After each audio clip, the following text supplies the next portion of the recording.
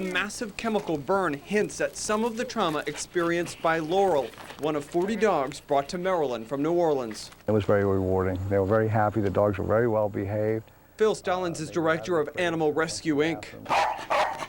He says none of these dogs were microchipped and none were spayed or neutered.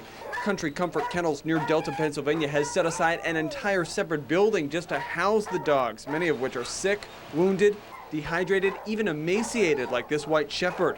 While the prognosis for dogs like Laurel is good, rescue agencies say there are plenty of important lessons that came out of Hurricane Katrina. During Katrina, many of the forced evacuees were not allowed to bring their pets with them. Many owners refused to leave their pets at all, putting themselves and their pets in danger from the storm. A lot of people will not leave their pets behind, and they shouldn't. You know, they should have a place where they can leave and take their pets with them, or a place where they can take their pets where they're going to be safe and then come back for them when, the time's appropriate. In Texas, officials learned that lesson. They're allowing evacuees to take their pets with them. For now, these pets in Maryland are safe, but rescuers worry about the thousands still in need. And I'm glad we were able to go down and help, but they need a lot more help down there. Derek Valcourt, WJZ Eyewitness News. So far, blood work tests revealed 50% of dogs brought back from New Orleans have heartworm, which means long, drawn-out. Reports for volunteers with Animal Rescue Incorporated. Taking care of them is both rewarding and heartbreaking. This is Laurel. This dog came from New Orleans. Phil Stalins drove to New Orleans and rescued dogs like Laurel after Katrina hit. Laurel has burns from chemicals that most likely ended up in the water during the flood. She's a very lovable dog.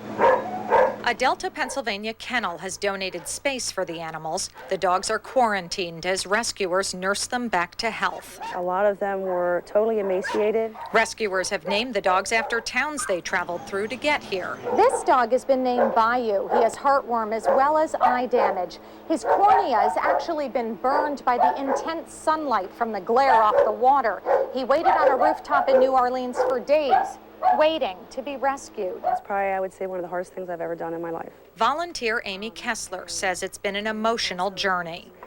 One actually died in Claire's arms as we were trying to get her to the vehicle. But this is also a story of goodwill. You gotta carry them from the sides, not the ends. Desperately needed donations are pouring in and stacking up. This pile for the pooches comes from just one veterinarian's pet wash fundraiser, along with $2,500 cash. You see how it adds up. This is pretty cool. I was quite impressed. Just part of a volunteer effort to help dogs like Laurel. I guess she's putting her past behind her and is happy that she's rescued. In Pennsylvania, Kathleen Cairns, Fox 45, News at 10. Volunteers are posting pictures of the animals on the internet in hopes of finding their owners. After 30 days, they'll be put up for adoption. If you're interested in adopting or donating money to help pay for their care, just go to foxbaltimore.com and click on Site